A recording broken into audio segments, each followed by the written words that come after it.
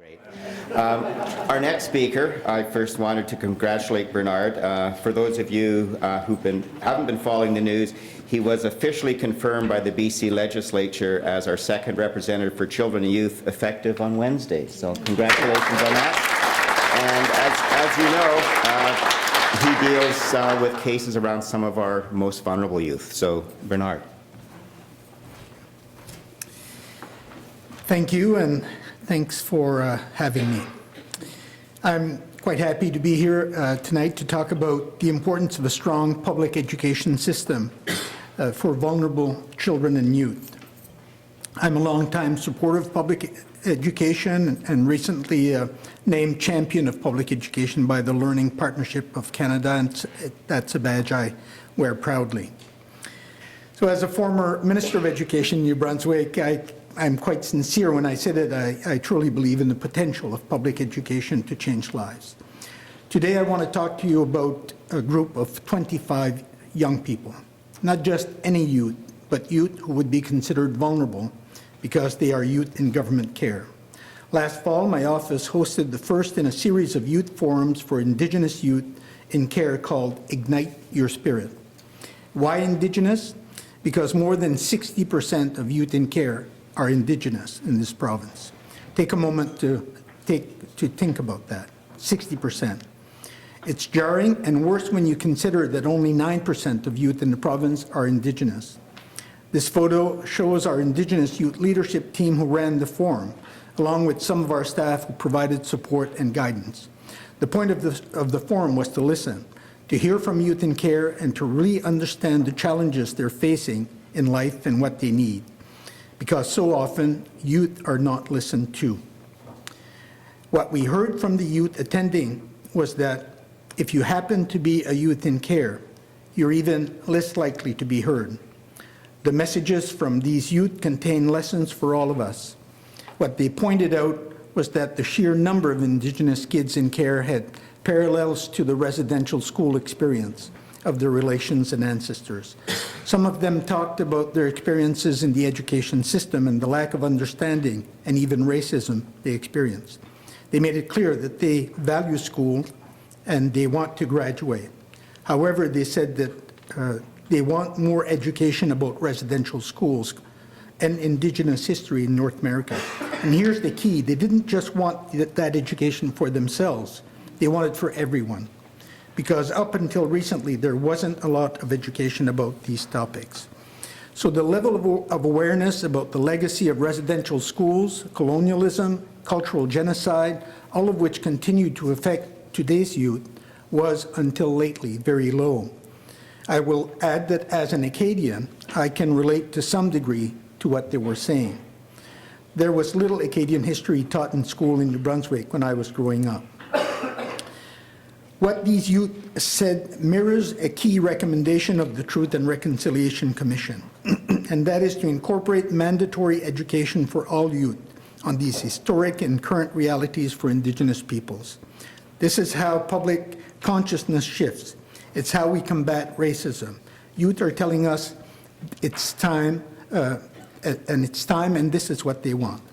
I know that this is already happening in British Columbia to some degree, and I'm pleased to see it. However, there is more that must be done. And I would add that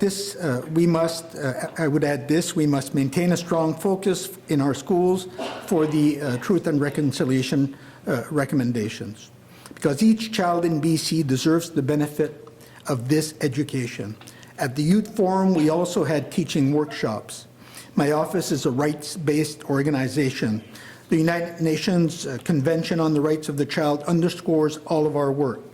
The right to be heard, Article 12, is perhaps the most important one of all. Several youth in the forum told us they want to know more about the UN Convention on the Rights of the Child, and they want the message repeated from different people. Learning about their rights from a book just doesn't work for them. These rights images I'm showing you were made by our social media youth team to illustrate the articles of the convention. One youth at the forum said she wanted to start learning about the convention at an early age, by 12 or 13. and that understanding her rights would help her speak up for herself. This represents another opportunity for public education. It's our collective responsibility to make sure youth are aware of their rights. One of the reasons the convention is so important for youth in care is that they face more challenges than youth who are not in care. They are statistically more likely to use drugs or alcohol, and they are living in a very scary time right now. We are in the midst of a drug crisis, you could say a catastrophe. It's too late to talk about preventing the opioid crisis from reaching our youth. They've already been reached. Our advocates are regularly taking calls from youth and family members who are involved in drugs or high-risk behaviors. And our investigations unit is seeing an increase in reports from the ministry related to their youth or parental drug use. Schools have a primary role to play in counteracting this deadly trend and educating kids about drugs. For youth in care, a school can be an anchor, and staff are, in many cases, the constants in their lives. They can make a huge difference. The youth at our forum talked about the importance for them of feeling supported at all stages and of how important peer support is to them. I want to see schools continue to focus on raising drug awareness starting at an early age and on helping students support each other. I'm almost out of time, so I want to leave you with a challenge inspired by the youth at our forum. I know that with strong public education, youth in care can do as well and sometimes better than their peers. I have staff who are former youth in care who are living proof of this. But we are still seeing too many youth in care achieving less than other children.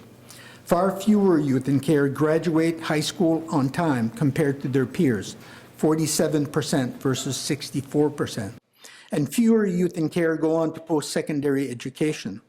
Some feel there are lower expectations set for them. What we really need to be saying is, I believe in you, and holding them to a higher standard. So I challenge you to focus on these vulnerable youth in all of your school districts. As Article 12 directs us, really listen to what they have to say. Turn these discouraging stats around and unleash the potential of these children and youth. Thank you.